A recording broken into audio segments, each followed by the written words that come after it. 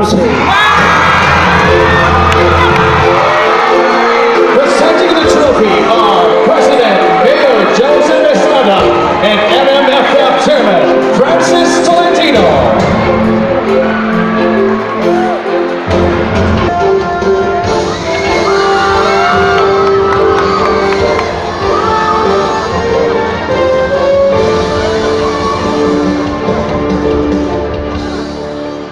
Hi po, magandang gabi sa inyong lahat. May pinadalang mensahe sa akin si Derek para sa inyo. I would like to apologize for not being here to accept this prestigious award. Alam niyo naman, traffic sa EDSA. First, thank you, Jen, for accepting this award on my behalf.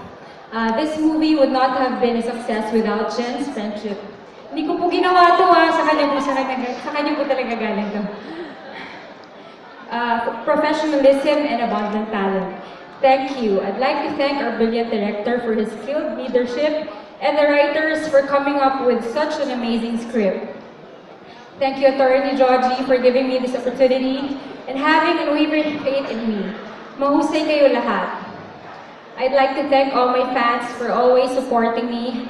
Thank you to my family, from whom I draw my strength and inspiration, especially my amazing mom and my very white father. Love you all very much. Georgie, my manager, kasama ka doon. Lastly, to MMFF, thank you for this award and for its dedication in promoting the Filipino movie industry. Let's all continue to promote and celebrate local talent. Maraming salamat po. God bless you all.